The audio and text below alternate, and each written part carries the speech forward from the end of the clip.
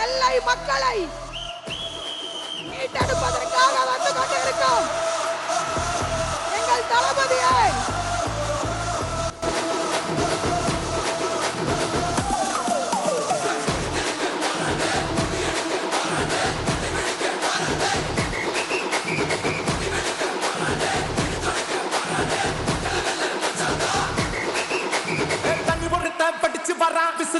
அடிச்சு வரான் தடைய வச்சா உடச்சு வரான் தளபதி தப்பு நடந்தா உருமுச்சுனா வெற்றி அடைஞ்சா ஒலிக்குச்சுனா தளபதிக்கே பிறந்த சில்லடி.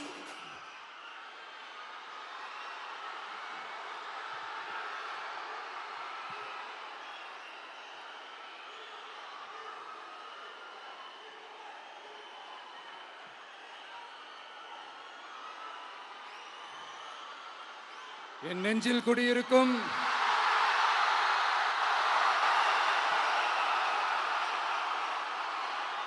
திருநெல்வேலி மக்கள் உங்கள் அனைவருக்கும் என்னுடைய வணக்கம். வணக்கம் வணக்கம் வணக்கம் வணக்கம். எல்லாரும் எப்படி இருக்கீங்க?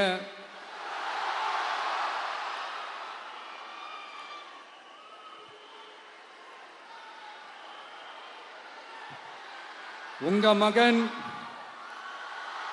உங்க அண்ணன், உங்க தம்பி, உங்க தோழன், உங்க நண்பன், உங்க விஜய் உங்களை தேடி வந்திருக்கிறேன்.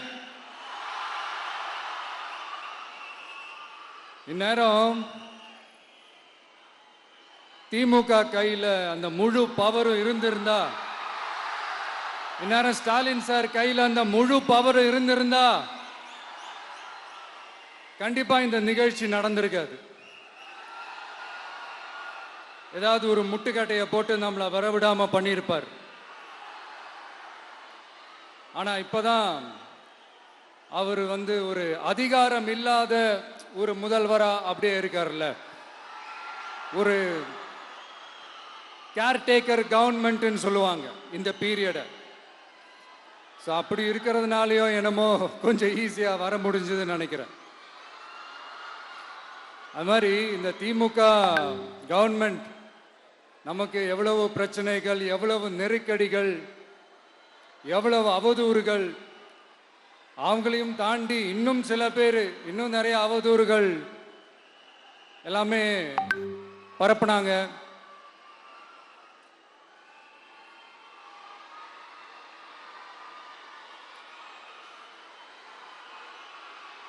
இந்த திமுக கூட்டணிக்கும் பாஜக கூட்டணியுமே இவங்க ரெண்டு பேருமே வெளியில வேணா தனித்தனியா இருப்பாங்க, ஆனா உள்ளுக்குள்ள இவங்க ரெண்டு பேருமே ஒண்ணுதான். இவங்க ரெண்டு பேருக்குமே ஒரே நோக்கம்தான். அது என்ன நோக்கம் தெரியுமா? உங்களுக்காக நல்லது செய்ய, உங்களுக்காக உழைக்க, உங்களோட கூடவே நிக்க இந்த விஜய் வந்துடக்கூடாது. அதுதான் அவங்களுடைய அந்த நோக்கமே. ஏன்னா இந்த விஜய் வந்ததிலிருந்து அவங்க நிறைய இந்த ஊழல்லாம் செஞ்சுக்கிட்டு இருந்தாங்கல்ல, ஒரு லிஸ்ட் போட்டு சொன்னல, அதெல்லாம் அவங்களால செய்ய முடியாம போச்சு. எல்லாத்துலயும் மண்ணு விழுந்துருச்சு. அதனால செம்ம கோபத்தில் இருக்கிறாங்க என் மேல.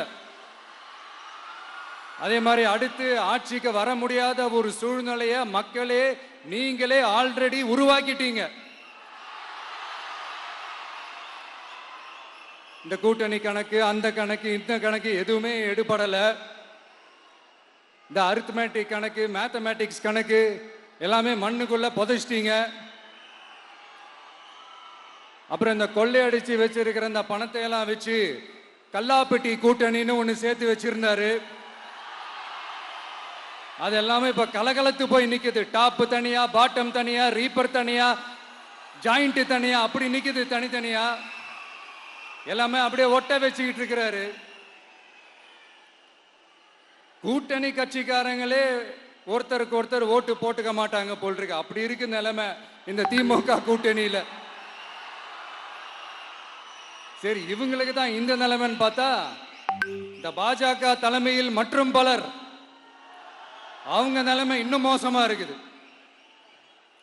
அதனால மக்களே, இந்த திமுகவோட நேரடி கூட்டணிக்கும் மறைமுக கூட்டணிக்கும் நம்ம மேல காண்டு.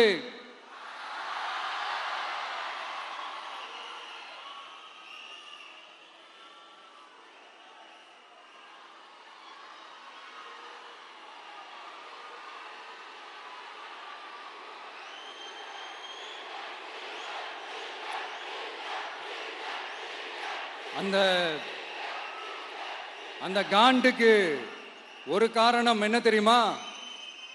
அவங்க வீட்லயே அவங்க குடும்பத்திலேயே விசில் சத்தம் பலமா கேக்குதான்.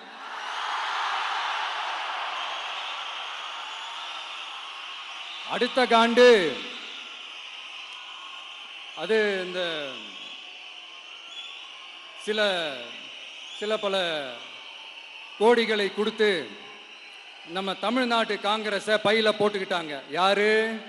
ஸ்டாலின் சார். ஆனா உண்மையான காங்கிரஸ் யாரு பக்கம் நிக்குது? நம்ம பக்கம் நிக்குது. சிறுபான்மை மக்களோட அந்த திமுக சாயம் வெளுத்து போச்சே. இந்த விஜய் என்னடானா மதச்சார்பற்ற கொள்கையோட உண்மையான ஒரு முகமா இருக்கிறானே. இந்த சிறுபான்மை மக்கள் வேற இந்த விஜய் பக்கம் தானே நிக்கிறாங்க அப்படின்ட்டு இந்த திமுகவுக்கும் பாஜகவுக்கும் என் மேல காண்டோ காண்டு. அதுக்காக நாம் என்ன செய்ய முடியும்? இந்த 33 வருஷமா ஒவ்வொரு வீட்டுக்குள்ளேயும் ஒவ்வொரு மனசுக்குள்ளேயும் போறதுக்கு நாம் பட்ட பாடு எனக்கு தானே தெரியும். அதனாலதான் நான் முன்னாடியே சொன்ன மாதிரி கட்சி ஆரம்பிச்சுட்டு ஒவ்வொரு வீட்டுக்குள்ளேயும் நான் போல, ஒவ்வொரு வீட்டுக்குள்ளேயும் போனதுக்கு அப்புறம் தான் கட்சியாவே ஆரம்பிச்சிருக்கிறேன்.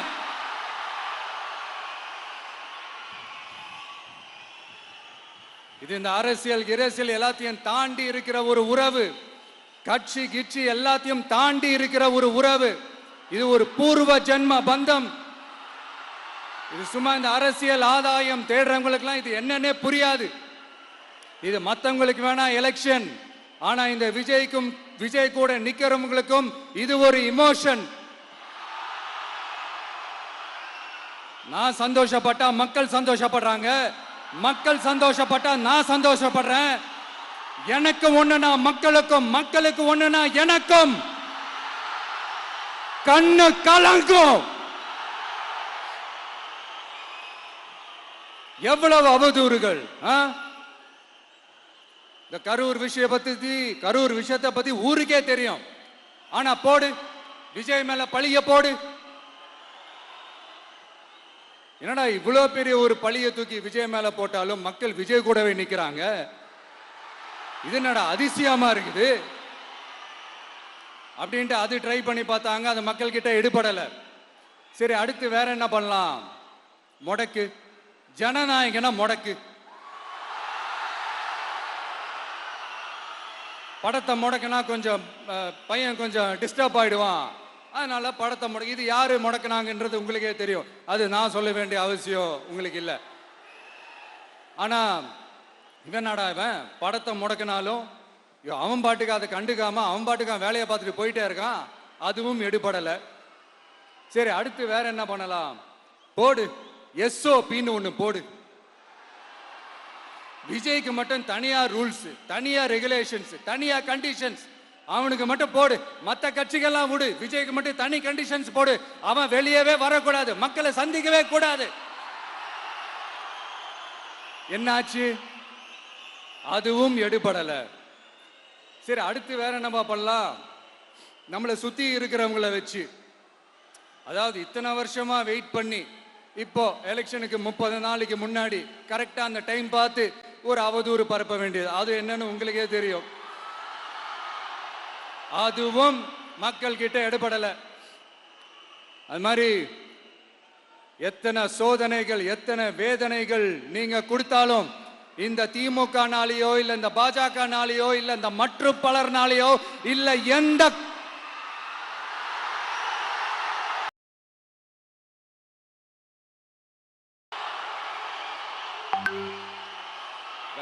வேற வேற யாராலையும் என்ன மக்கள் கிட்ட இருந்து பிரிக்க முடியாதுன்னு சொல்ல வந்தேன். அதை தான் சொல்ல வந்தேன். ஒவ்வொரு வீட்டில் இருக்கிற ஒவ்வொரு விஜயும் இருக்கிற வரைக்கும் என்ன மக்கள் கிட்ட இருந்து பிரிக்கவே முடியாது. இப்படி இந்த சொந்த பந்தம் இவ்வளவு ஸ்ட்ராங்கா இருக்கிறதுனால தான் நான் முன்னாடியே சொன்னேன், 234 தொகுதியிலும் இந்த விஜய் தான் வேட்பாளர் அப்படின்னு தான் அதை நான் செஞ்சிருக்கிறேன். ஏன்னா நம்மளுடைய வேட்பாளர்கள் யாரும் டாட்டாவோ பிர்லாவோ அம்பானியோ அதானியோ கிடையாது. நம்ம வீட்டில் இருக்கிறவர், நம்ம குடும்பத்தில் இருக்கிற ஒருத்தரை தான் நான் வேட்பாளராக செலக்ட் பண்ணியிருக்கிறேன். அப்படி செலக்ட் பண்ணி தான் உங்ககிட்ட நான் ஒப்படைச்சிருக்கிறேன். அதனால அந்த வேட்பாளர் வேற, இந்த விஜய் வேற அப்படின்னு நினைச்சிடாதீங்க. இந்த விஜய் தான் வேட்பாளர், அந்த வேட்பாளர் தான் விஜய்.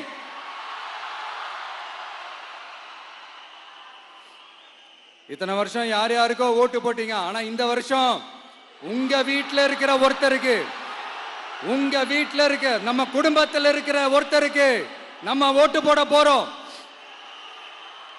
அந்த வேட்பாளர்களுக்கு நீங்க ஓட்டு போடுறது நமக்கு நாமளே ஓட்டு போட்டுக்கிற மாதிரி.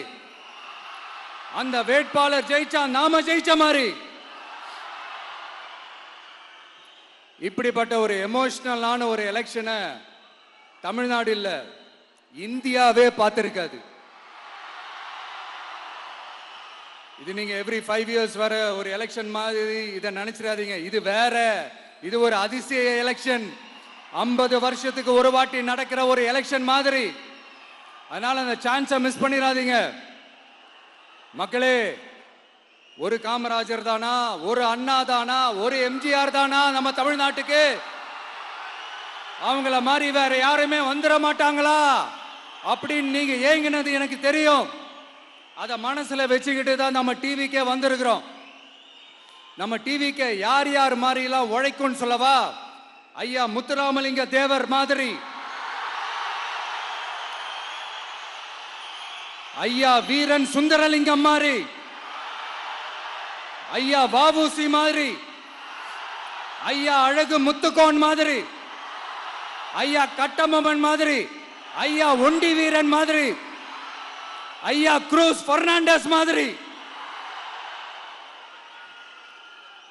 மாதிரி ஒட்டுமொத்த தமிழ்நாட்டு மண்ணுக்கும் உழைச்சுக்கிட்டே இருக்கும்.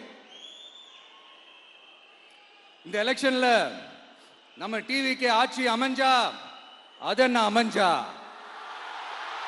அமைக்கிறோம். எப்படி அமைக்கிறோம்? நம்ம டிவிக்கு ஆட்சி அமைஞ்ச உடனே பெண்கள், இளைஞர்கள் எல்லாருமே நல்லா இருப்போம், நல்லா இருப்போம், நல்லா இருப்போம். விவசாயிகள், மீனவர்கள், உழைக்கிற மக்கள் எல்லாருமே நல்லா இருப்போம், நல்லா இருப்போம், நல்லா இருப்போம். இன்னும் பல வருஷத்துக்கு நம்மளுடைய குடும்பங்கள், நம்மளுடைய சந்ததிகள், நம்மளுடைய தலைமுறைகள் எல்லாருமே நல்லா இருப்போம், நல்லா இருப்போம், நல்லா இருப்போம். அதனாலதான் மீண்டும் மீண்டும் சொல்றேன், வேற யாருக்காவது ஓட்டு போட்டு உங்க ஓட்டை வேஸ்ட் பண்ணிடாதீங்க. அதனாலதான் பார்த்து உங்களுக்கான வாக்குறுதிகளை நாம அதை அறிவிச்சிட்டு இருக்கிறோம். சொல்லாதத, செய்ய முடியாததெல்லாம் சொல்லவே மாட்டோம். அதுல ரொம்ப உறுதியா இருக்கிறோம். சொல்லாததை செய்வோம், அது வேற விஷயம். ஆனா செய்யறத மட்டும் தான் சொல்லுவோம். யங்ஸ்டர்ஸ், விவசாயிகள், மீனவ, இந்த மாதிரி பல திட்டங்கள் இருக்கு, எல்லாத்தையுமே நிறைவேற்றுவோம். இந்த விஜய் அதை சாத்தியமாக்கி காட்டுவான். இதை நான் ஏன் இவ்வளவு ஸ்ட்ராங்கா சொல்றேன் அப்படின்னா, மக்கள் பணத்திலிருந்து ஒரு பைசா கூட தொட வேண்டிய அவசியமே எனக்கு இல்லை. உங்களுக்கு புரியுதுங்களா? உங்களுக்கு மக்களுக்கு தப்பே நடக்காது, தப்பே நடக்க விட மாட்டேன். இப்ப நான் சொன்னேன்ல, மக்கள் காசுல இருந்து ஒரு பைசா கூட தொட மாட்டேன்னு. அதை இப்ப ஆண்டுகிட்டு இருக்கிறவங்க, இதுக்கு முன்னாடி ஆண்டவங்க தில்லா சொல்ல முடியுமா? என்னை எதிர்த்துட்டு இருக்கிறவங்களால தில்லா, கட்ஸா, கெத்தா இத சொல்ல முடியுமா? நீங்க ஒழுங்கா ஆட்சி நடத்திருந்தா பெண்கள் பாதுகாப்பு ஏன் இவ்வளவு மோசமா இருக்குது? இளைஞர்களுக்கு ஏன் வேலை வாய்ப்பு இல்லாம போச்சு? போதைப் பொருள் கலாச்சாரம் ஏன் அதிகமா இருக்கு? சட்டம் ஒழுங்கு ஏன் சரியா இல்ல? வன்முறை ஏன் தலைவரிச்சு ஆறுது? இதுக்கு உங்களால பதில் சொல்ல முடியுமா ஸ்டாலின் சார்? பதில் சொல்ல தகுதி இருக்கான்னு தான் கேட்டிருக்கணும். ஆனா கொஞ்சம் நாகரிகம் கருதி அப்படி வேணான்னு பாக்குறேன். 2.5 வயசு குழந்தைய துள்ள துடிக்க உங்க திமுக நிர்வாகி ஒருத்தன் கொன்னானே, அதுக்கு என்ன பதில் சொல்ல போறீங்க? விளாத்திக்குளம் பக்கத்துல +2 படிக்கிற ஒரு பொண்ணு டாய்லெட் வசதி சரியா இல்லாம ஒரு அவசரத்துக்கு காட்டு பக்கம் போய் ஒதுங்கினாங்களே, என்னாச்சு? இந்த உலகத்தை விட்டே போயிட்டாங்க. அதுக்கு என்ன பதில் சொல்ல போறீங்க? இந்த பிள்ளைங்களை உங்களால திருப்பி கொடுக்க முடியுமா சார்? 5 வருஷமா போலீஸ் டிபார்ட்மெண்ட்டை கையில வச்சுக்கிட்டு என்ன சார் பண்ணீங்க? பொம்மைகள் மாதிரி வச்சு விளையாடிட்டு இருந்தீங்களா? ஒரு மனசாட்சின்றது வேணாம். நாங்குநேரி பிரச்சனையை பத்தி பேசினா அது போதையில நடந்துச்சான், போதை பொருட்கள்னால அது நடந்துச்சான். பெரிய கண்டுபிடிப்பு எங்களுக்கு தெரியாது பாரு. அது எங்களுக்கும் தெரியும், உங்களுக்கும் தெரியும். கேள்வி அது இல்ல, அதை ஏன் தடுக்கலன்றதுதான் எங்களுடைய கேள்வி. இது மட்டுமா? மணலை திருடுறாங்க, மண்ணை திருடுறாங்க, மலைகளை முழுங்குறாங்க, சட்டவிரோதமா கல்குவாரி நடத்துறாங்க, மணல் மாஃபியா அது ஒரு பக்கம் நடந்துகிட்டு போகுது. இன்னொரு பக்கம் மினிஸ்டர்ஸ் கொள்ளையடிக்கிறாங்க, இன்னொரு பக்கம் குடும்பமா சேர்ந்து கொள்ளையடிக்கிறாங்க. டாஸ்மாக்ல ஊழல், நகராட்சி துறையில ஊழல், இப்படி ஊழல் ஊழல், ஆட்சி முழுக்க ஊழல் ஊழல்லே ஊறி போய் நாரி போய் கிடக்குது. எந்த மூஞ்ச வச்சுக்கிட்டு சார் வந்து ஓட்ட கேட்பீங்க?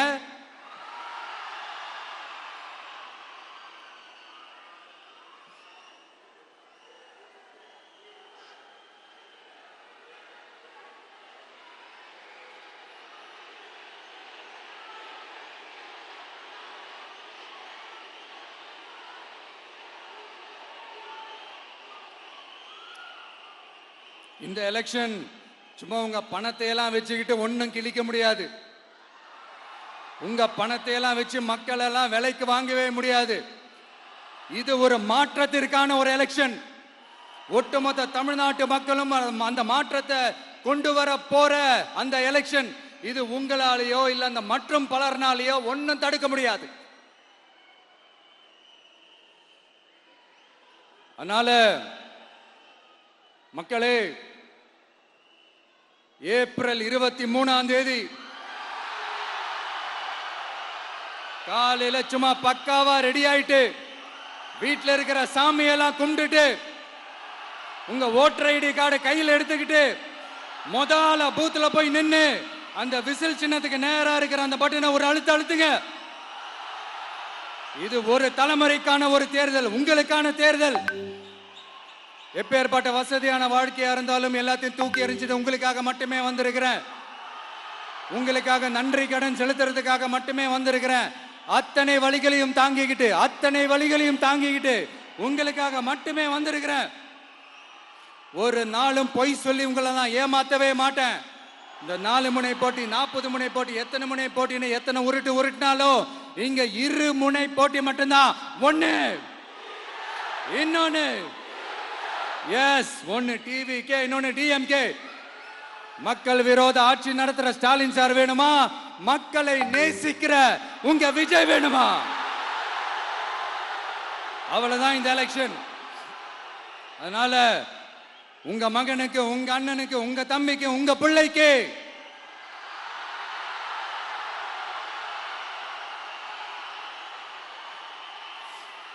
ஒரே ஒரு வாய்ப்பு கொடுங்க.